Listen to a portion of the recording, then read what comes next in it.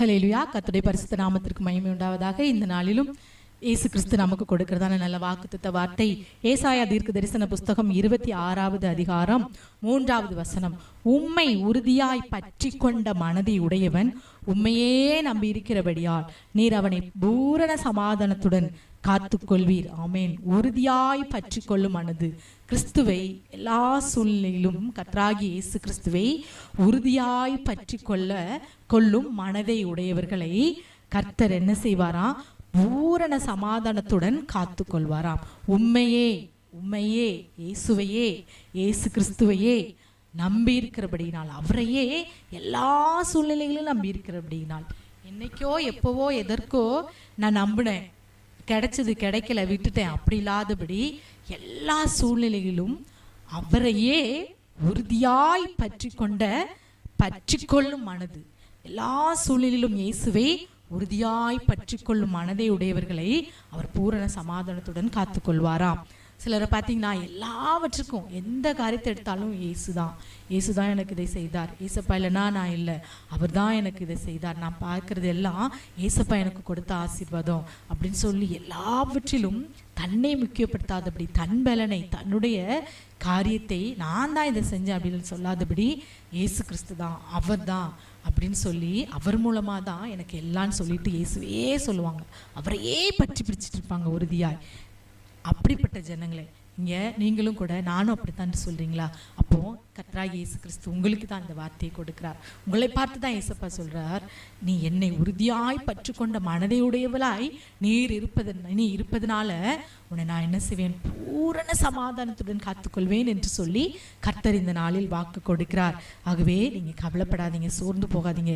இயேசப்பா உங்களை பார்த்து தான் சொல்கிறார், உங்களை பார்த்து தான் என்னுடைய சமாதானத்தை நான் உனக்கு கொடுக்கிறேன் என்று சொல்கிறார். ஆம், கர்த்தராகிய இயேசு கிறிஸ்து உலகம் கொடுக்கிற பிரகாரமாய் கொடுக்கிற தேவன் அல்ல, அவருடைய சமாதானத்தையே நமக்கென்று வைத்து போயிருக்கிறார். நான் உலகத்தின் முடிவு பறிந்த இதோ சகல நாட்களிலும் நான் உங்களோடு கூட இருப்பேன் என்று சொல்லி வாக்கு கொடுத்த கர்த்தர், அவர் சமாதான காரணர், அவர் சமாதான பிரபு.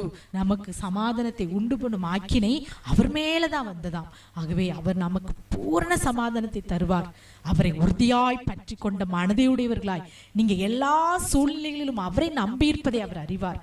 ஆகவே உங்களை எல்லா சமாதானத்துடனும் காத்துக்கொள்ள அவர் வல்லமை உள்ளவராய் போதுமானவராய் இருக்கிறார். ஆகவே அதே நேரத்துல இன்னொரு வார்த்தை பாருங்க, எரேமியா 17:5 கர்த்தரை விட்டு விலகுகிற இருதயமுடைய மனுஷன் சபிக்கப்பட்டவன் என்று சொல்லி கர்த்தர் சொல்கிறார். ஆமென். என்னை உறுதியாய் பற்றி கொள்ளும் மனதையுடையவர்களை பூரண சமாதானத்துடன் காத்துக்கொள்ள அவங்க ஆசீர்வதிக்கப்பட்டவங்கன்னு சொல்றாரு. அதே போல அந்த இருதயம் உறுதியாய் பற்றி கொள்ளும் இருதயமா இல்லாதபடி விட்டு விலகுகிற இருதயம், சூழ்நிலைக்கு ஏற்ப ஒரு 4 மனுஷங்களை பார்த்த பிறகு, 4 பணக்காசை பார்த்த உடனே, 4 ஆட்கள் கூடி வருவதை பார்த்த உடனே விட்டு விலகுவாங்க, ஆராதனையை விட்டு விலகுவாங்க, அவரை ஆராதிக்கிறத ஸ்தோத்தரிக்கிறதுல இருந்து சபை கூடுவதுல இருந்து விடுவாங்க, ஜெபத்தை வேத வாசிப்பிலிருந்து விடுவாங்க. அந்த விட்டு விடுகிற இருதயம், அவர் மேல உள்ள அன்பிலிருந்து கொஞ்சம் கொஞ்சமா விட்டு தூரம் போவாங்க. அப்படிப்பட்ட இருதயம் உடையவர்களை நான் சபிக்கிறேன் என்று சொல்லி கர்த்தர் சொல்கிறார். அதுவும் எப்படி அவங்க விட்டு விடுவாங்களா அந்த நம்பிக்கையை, அந்த இருதயம் எப்படி கர்த்தரை நம்புறதிலிருந்து தூரம் போகுமா, விட்டு விலகுகிற இருதயமுடையமாய் மாறுமா, மனுஷன் மேல் நம்பிக்கை வைத்து மாம்சமானதை தன் புயபலமாய் கொண்டு கர்த்தரை விட்டு விலகுகிற இருதயமுள்ள மனுஷன் சபிக்கப்பட்டவன் என்று சொல்லி, அந்த இருதயம் எப்போ ஏசப்பா விட்டு விலகுது?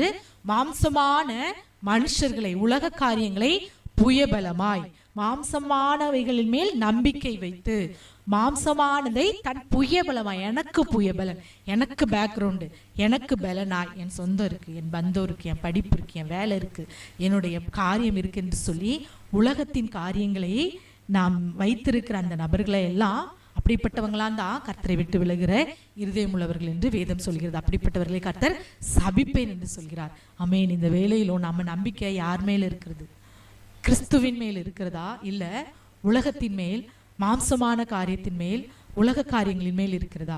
நம் மனது கர்த்தரை நம்பி இருக்கிறதா, இல்ல நம் மனது உறுதியாய் பற்றி கொண்ட மனதாய், கர்த்தரை உறுதியாய் பற்றி கொண்ட மனதாய் இருக்கிறதா, இல்ல சூழ்நிலைக்கு ஏற்ப, காலங்களுக்கு ஏற்ப நாம் விட்டு விலகுகிற இருதயம் உள்ளவராய், கர்த்தரை விட்டு விலகுகிற இருதயம் உள்ளவர்களாய் நாம் காணப்படுகிறோமா? இன்றைக்கு அருமையான தேவனுடைய பிள்ளைகள் நம் எல்லா சூழ்நிலையிலும் அவரை நம்பி அவருக்காக அவரை சார்ந்து ஓட அழைக்கப்பட்ட தேவ ஜனம்.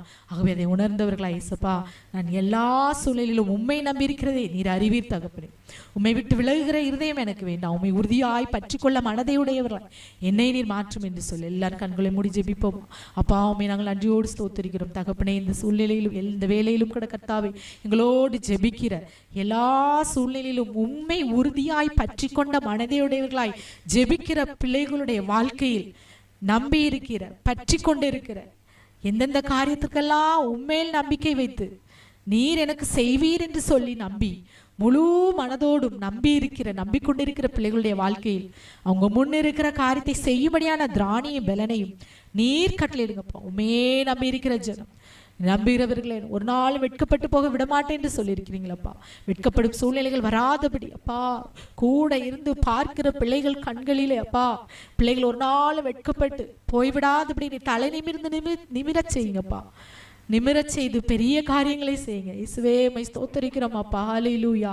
இந்த நாளிலும் ஜெபிக்கிற ஒவ்வொரு பிள்ளைகளும் உண்மை உறுதியாய் பற்றி கொண்ட பிள்ளைகளாய் மென்மேலும் உண்மையே சார்ந்திருக்க உம்மால் கிடைக்கக்கூடிய பூரண சமாதானத்தை பெற்றுக்கொண்டவர்களாய் காணப்பட நிற்கிற செய்யுங்கப்பா. எந்தெந்த காரியத்திலுமே நம்பி இருக்கிறார்களோ அதிலே அந்த காரியத்தை வெற்றியாய் செய்து முடித்து பூரண சமாதானத்தோடு திருப்தியோடு எல்லாவற்றையும் முடித்தவர்களாய் வாழ நீர் கிருபை செய்யும்.